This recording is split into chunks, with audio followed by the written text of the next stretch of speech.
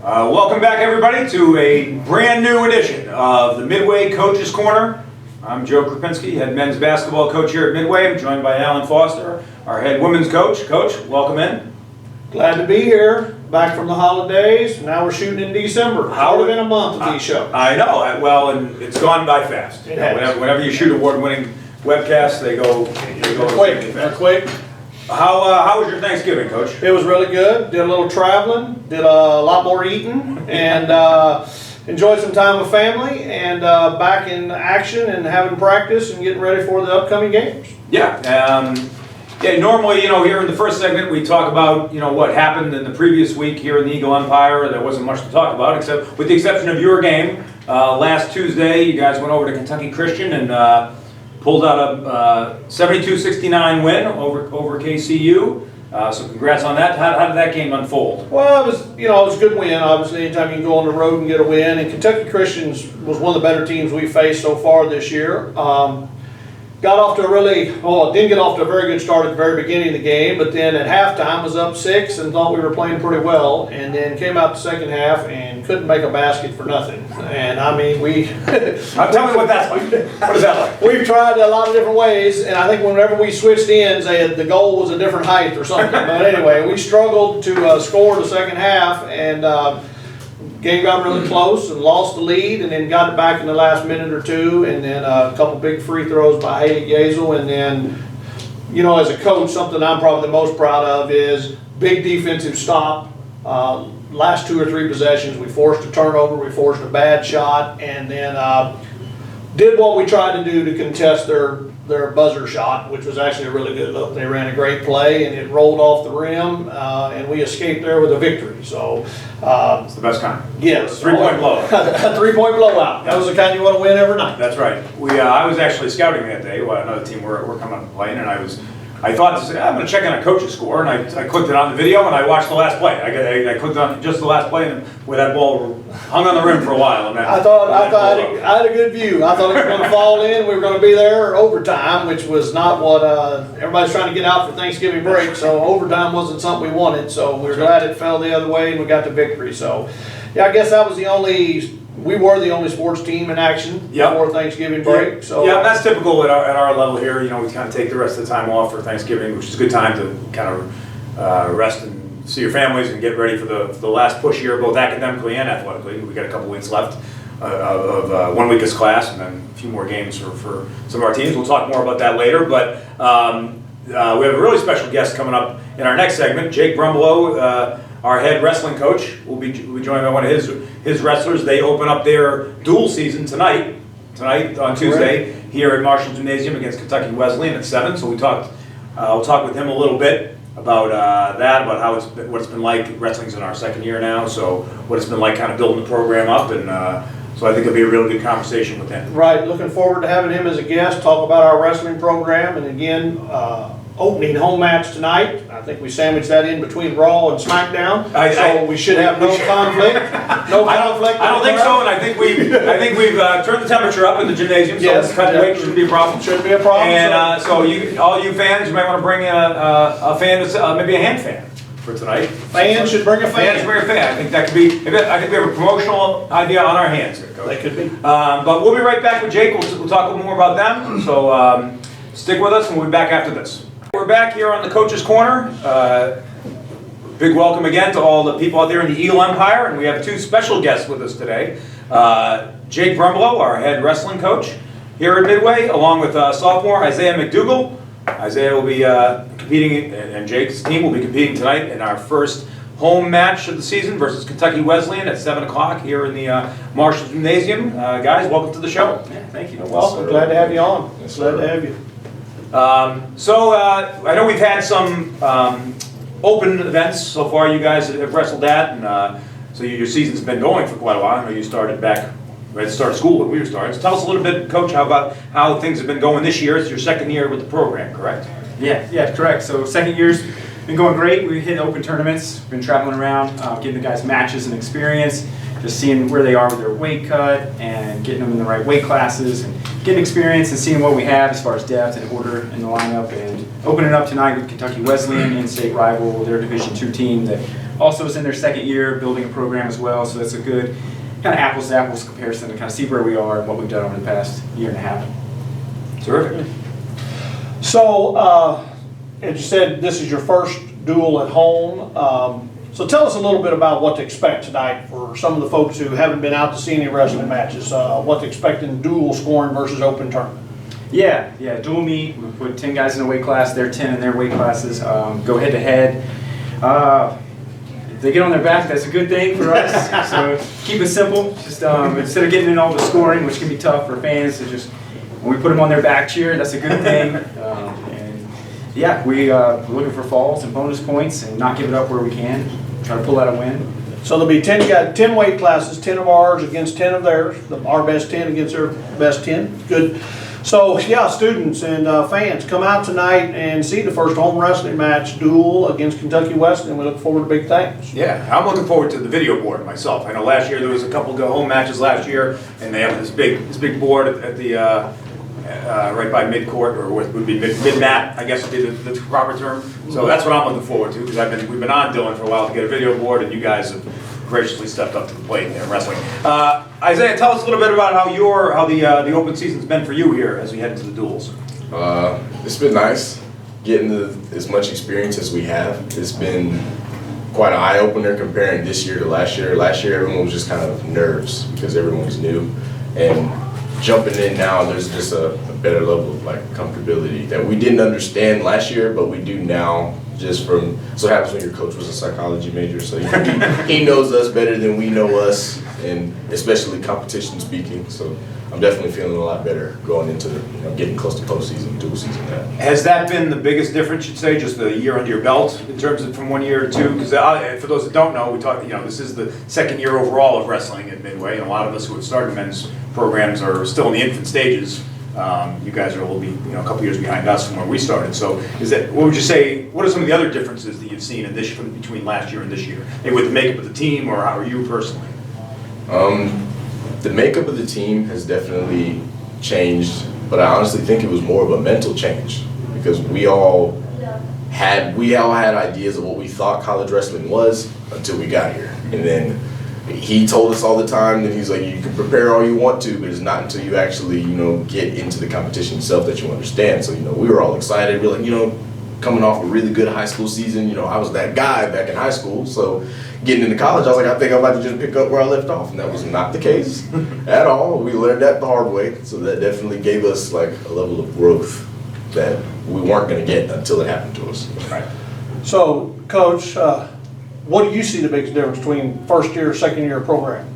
From the coach's standpoint, what do you see as the biggest difference? Yeah, well, we're not throwing darts. It's a little bit of man strength with these guys. You're coming out of high school. Yeah. You were the old guy, and you were the big man, and then you got to get out there, and now you're wrestling guys that are 22 and 23, and they have their man strength.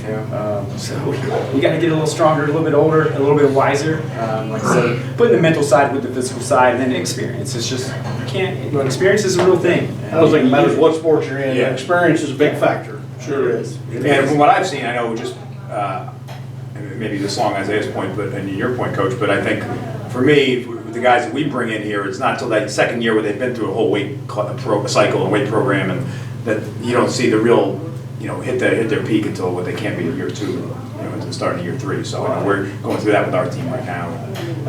So that's exciting. We do have some viewer questions. I know you. Again, we're excited for two reasons. One, to have Jake and Isaiah on today. Two, we were excited because they actually showed up when they said they would. Which is unlike the volleyball program. Volleyball, you're still on our list. No show. Yep. So, but wrestling did. So they're ahead on point. They're ahead on points for the coach's corner. So we did have some questions. We have an anonymous question, which again is still anonymous. Show yourself out there. Show yourself. But the anonymous texter would like to know how the wrestlers manage themselves maintaining their weight in a healthy way. Oh yeah. Yeah, this is the $1 million question, right? This is what everybody wants to know, the secrets to how do I lose weight. Get it or maintain it, especially around the holidays. We might sell this as a workout video. Yeah, a little bit of an infomercial. A little shortcut too. Honestly, everybody's different. Not everybody likes to eat the same foods, so you can't just, it's not a one-size-shoe-fits-all type of deal. But one thing we do is our guys will say, they consciously, before they eat or drink anything, they say, how's this going to help me? How's this going to make me better? And then how's this going to help me lose weight?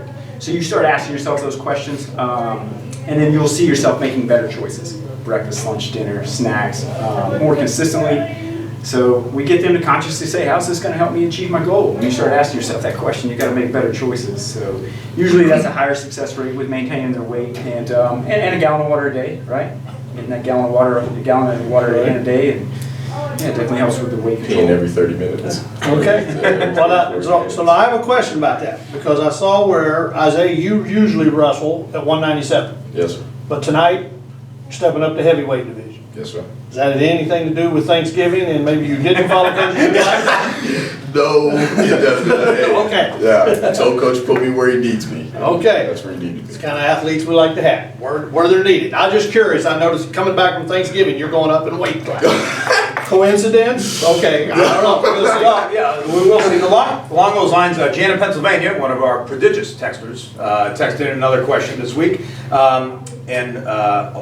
Talking about that, she wants to know, in talking with some of the wrestlers, I guess she's been in conversation with some of the wrestlers, she understands sometimes, you know, you move up and down a weight class like you're doing tonight. Coach, or Isaiah, can you explain a little bit about how the weight classes work in wrestling? What the parameters are? You said there's 10 of them, I guess? Correct. So yeah, so starting at 125 being our lowest weight, moving up about 8 pounds in increments to 197, and then 285 being heavy, is the largest separation and gap. But the weight classes work in a way that the guys choose. They get to choose their weight classes. It's their match, it's their body. They choose. But then sometimes they're willing to make that sacrifice for the team and their brothers and move up and shift here. And if there's some head-to-head matchups, we know we can do well in a duel. They'll make that sacrifice for each other. So that's where the team aspect and the camaraderie comes around in a dual meet, whereas the tournament's more individual. Yep. Yeah. Excellent. Coach? Isaiah, you're from Alabama. Yes, sir. So tell us a little bit about your journey from high school in Alabama to landing here at Midway, Kentucky. Man, that is a good question. Alabama is definitely not as known for wrestling as I feel like it should be. You know, everyone thinks about Alabama, they automatically think Alabama and Auburn, big football. That's all they really think about. Do they play football down there? Yeah. I think Auburn played last night. I don't know about that game. Oh, okay. Yeah, Alabama, it's harder to really get noticed.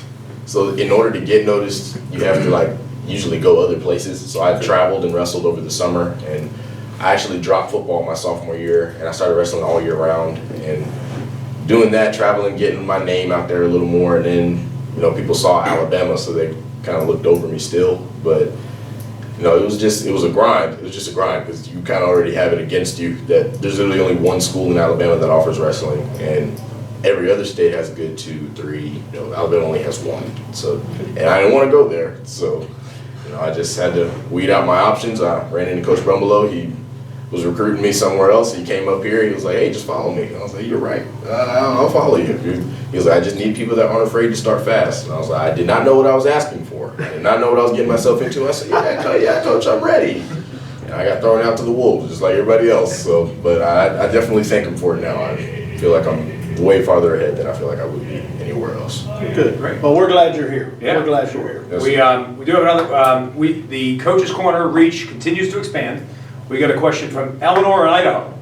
So I don't know, Sun Valley or Boise or I don't know where, but Eleanor in Idaho wants to know, and this is an appropriate question. Basically, this is our last week here at Midway of classes. We head into final exam week next week. How do you, Isaiah, balance all the class stuff that you have to do at the end of the semester with your season still going on? Like, what's that balancing act look like? Honestly, it's just appropriate time management. Just, of course, after practice, there's times that I don't want to do anything, but whether I'm tired or not, the grades are coming. You know, the grades are coming, and the degree, I need it. In the future, kind of want to have a solid one. So, you know, I think I'd rather just push it out now. And wrestling is all about just mental toughness. So I'm pretty sure if I can handle 7 minutes of a grown man pulling on my head and throwing each other around, I'm pretty sure I can get up and write a paper and do that. So it's not going to kill me. Great attitude. Great attitude. Yes, sir. Well, we're going to wrap up a little bit with our last question from another star texter, Craig in Iowa. I would. Well, we were saying earlier that Iowa we thought was known for wrestling. We've been kind of admonished about that. I guess at the college level it is. Coach, what are some of your goals as we wrap up here? What are some of your goals for the team this year? And I know, like you said, you started a program from scratch. What's that journey been like? Now that you've gone from year 1 to 2, what are you kind of looking for in terms of the next step this year with your team? Yeah, starting a program from scratch, it's like a newborn baby. It'll wake you up every 4 hours at night. It's just a lot of work. It takes more than one person, it takes a village to raise a program. So it is very similar to that. A lot of questions, it takes a lot of patience, a lot of understanding, and good people. You got to get the right people that understand what they're doing and signing up for. Some people don't want to sign up for it. And it takes a real special person. So, and getting people, they don't have to be from Iowa, they don't have to be from Pennsylvania or New York. It's just getting the right people, the good ones. And they're in every state. So you've got to kind of turn around every corner and find the right people that want the challenge, that just want to be the man, and then beat the man. So there you go. There you go. That's excellent. Well, we hope you all will come out tonight for our first home wrestling match again, Midway versus Kentucky Wesleyan. And so come out to Marshall Gym. You won't see Roman Reigns, but you will see Isaiah McDougal in action.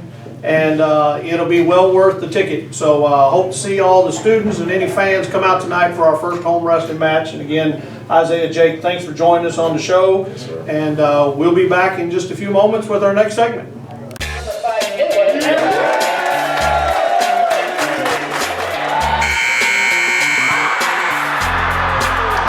Real dunk is good for Evans and Watt.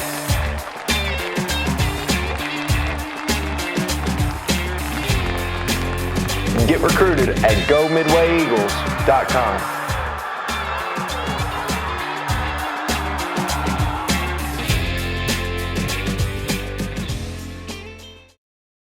All right, welcome back into the Coach's Corner. And it's time, yet again, for everybody's favorite weekly segment, Questions with Dylan.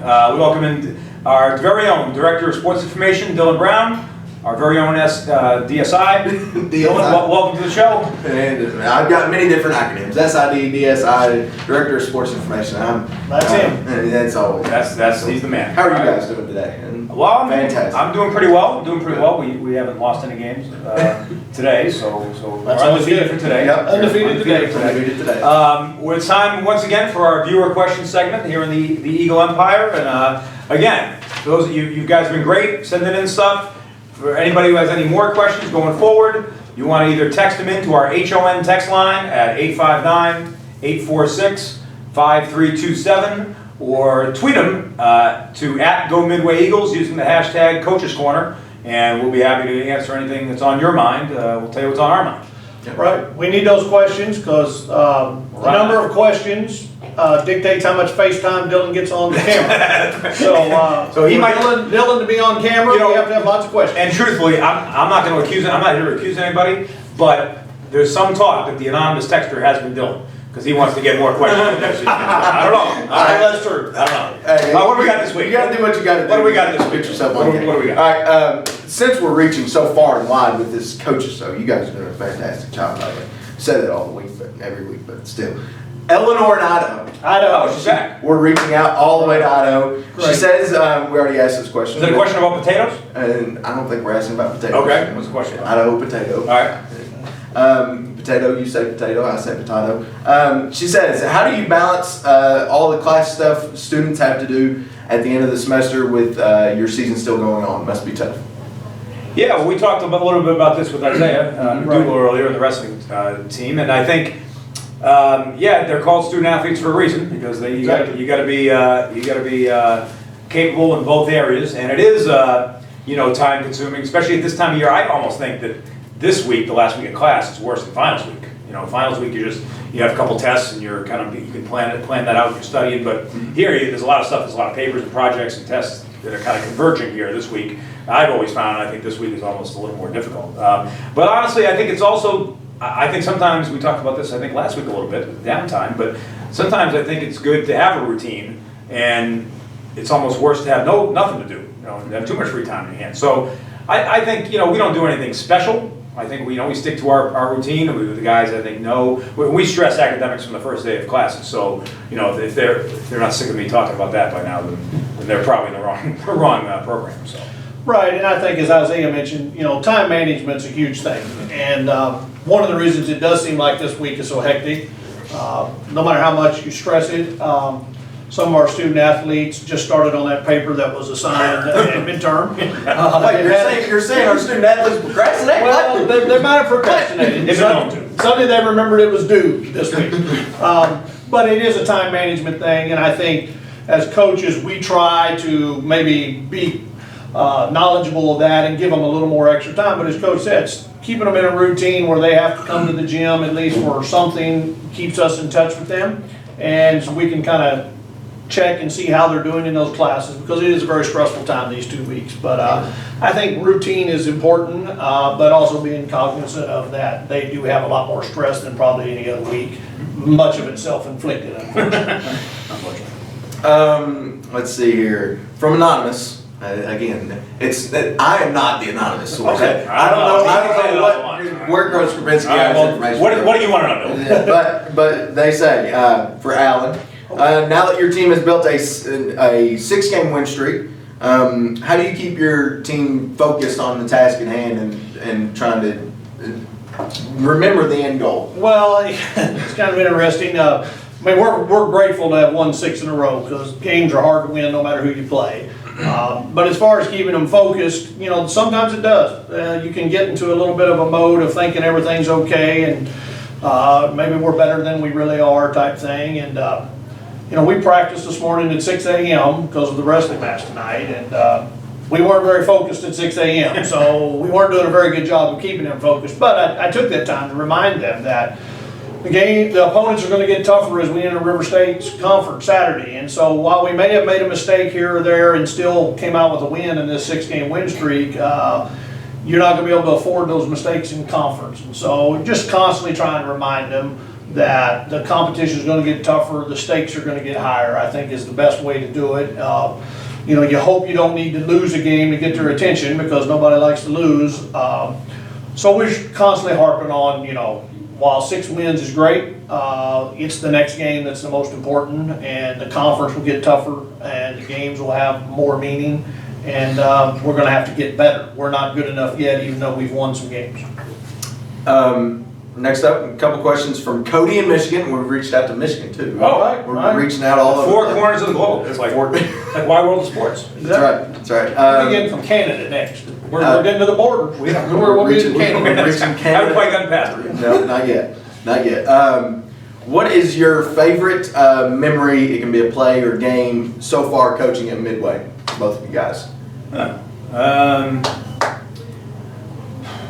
don't know. I would say probably there's it's really hard to narrow down to one. I think with any of these questions, this is going to sound like a cop-out, but with any of these questions, it's really more about the moment you have with the team, even outside of the court. Or just whether it's the relationships that you build with your team and the staff and the people here at Midway. If you were asking for a basketball-specific memory, I would probably give you 2, just off the top of my head. I'm sure I'm forgetting some, but off the top of my head was the very first game we played.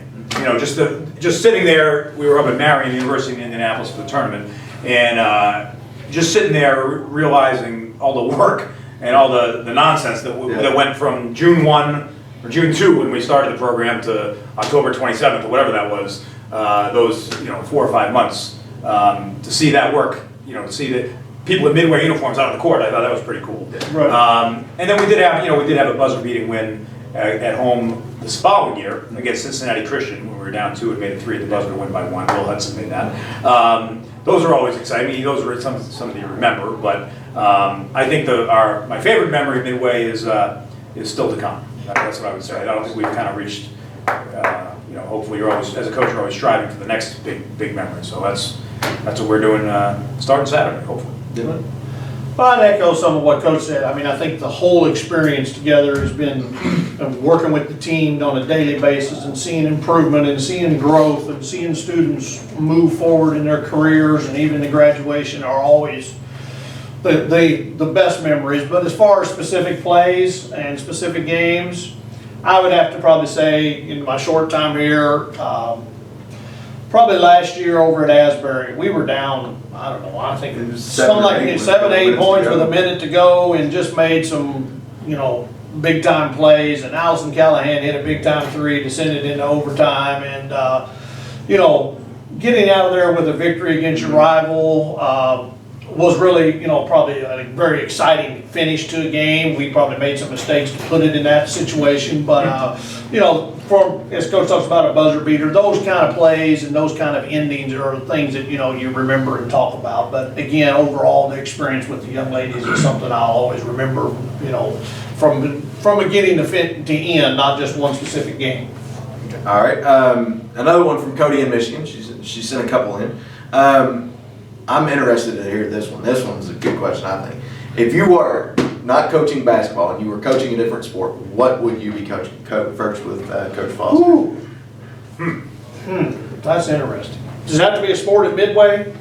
It can be any sport you want to. I have a feeling I know what he would choose. Well, there's something that jumped to mind.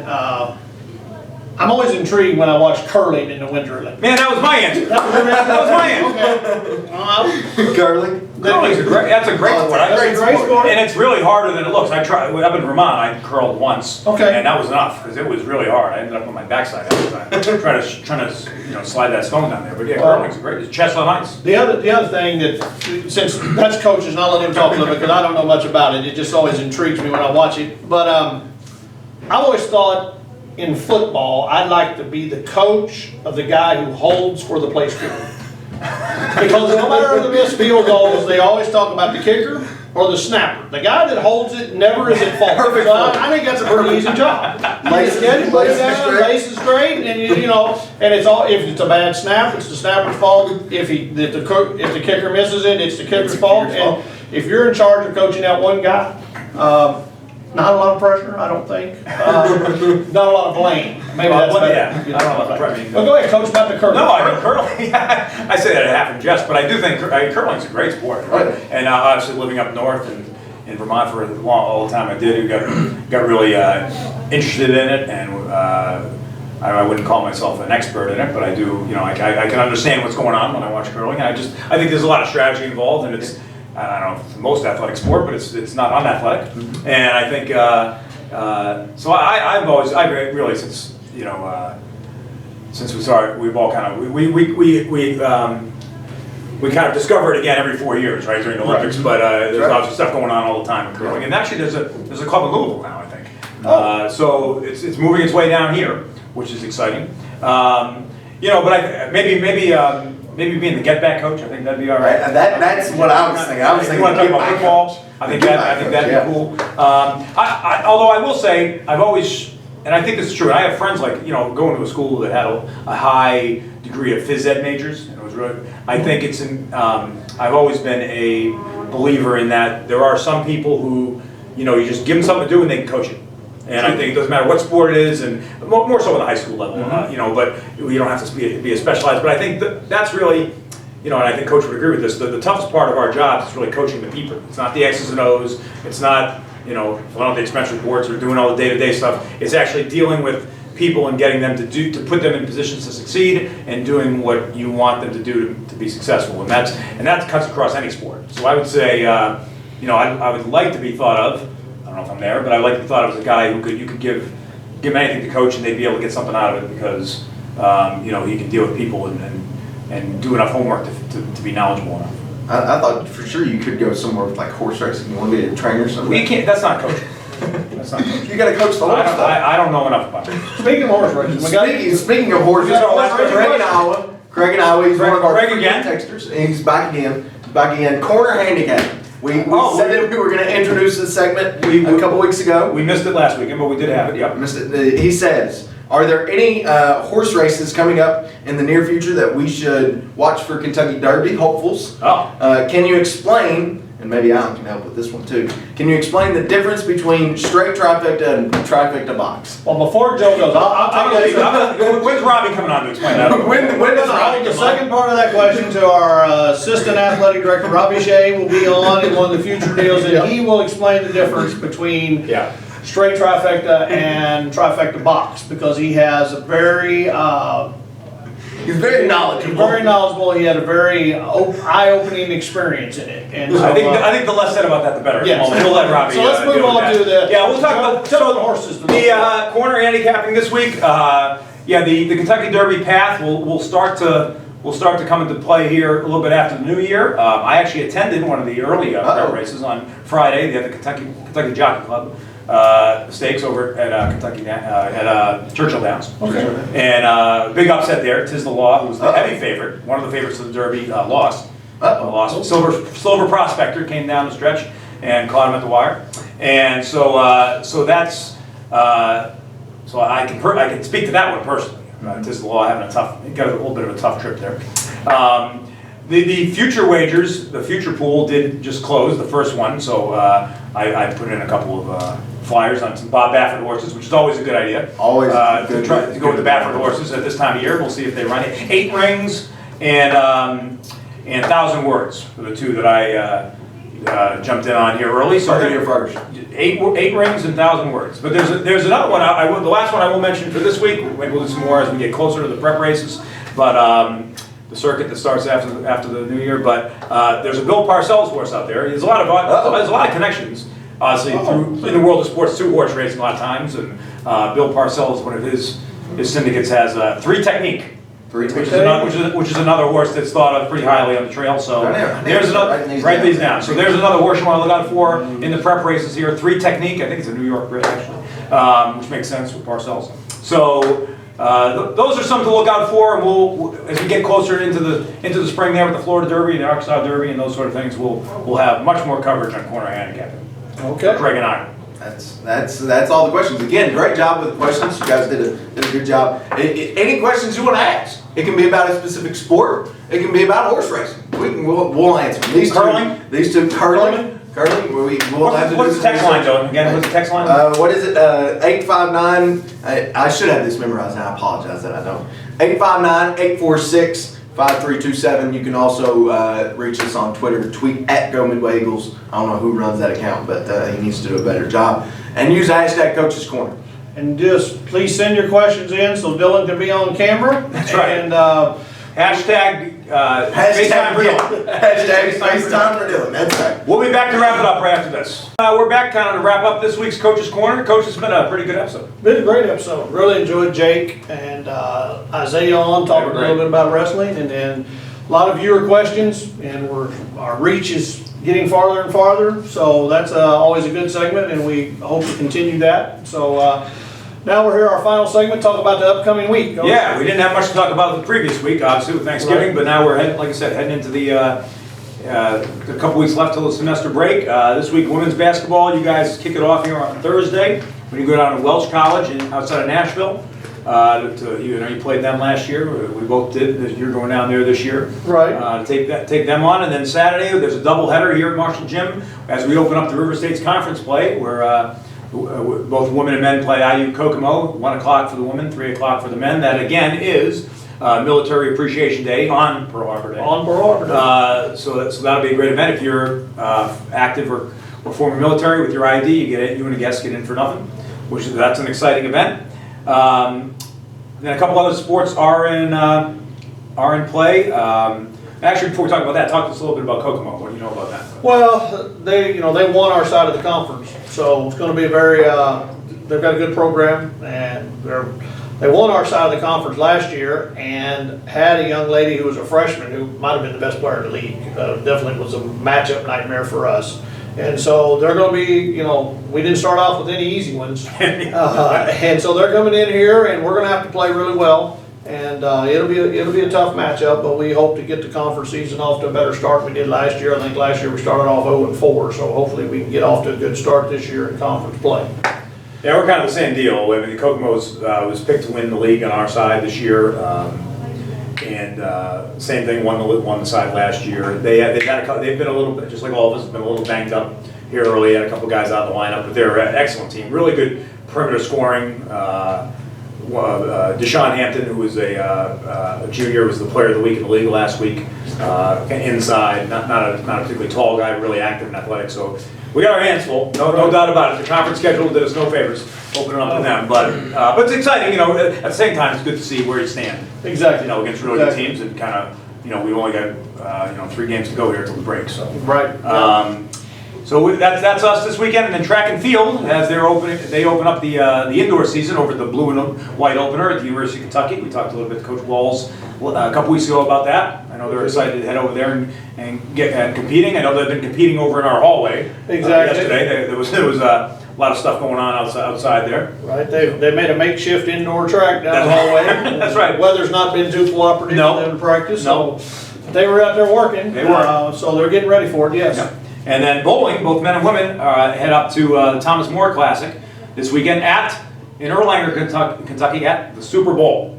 At the Super Bowl. Super Bowl. So that's That's not in January, or is that the Super Bowl's in January? in Erlanger, the Super Bowl is all year round. Okay, All Super year Bowl round. open year-round in Erlanger, Kentucky. So that's Saturday, Sunday up at the Thomas More Classic for bowling, and I think that that just about does all the Eagle Empire events for this weekend. Okay, okay. Well, it's been a great show, and we thank everybody for joining us, and look forward to you to continue texting your viewer questions. I want to give a shout out this week, opening up Saturday, the Berry Hill Maidens 10-year-old basketball team opened it up this season. They're tough. They're tough. I hear they're tough. Good squad, good coach. Yep. And going to be a good team. So, and we'll leave you with this. Remember Eagle Empire, this little nugget of information that I've always been reminded, falling feels like flying till you hit the ground. We'll see you next week.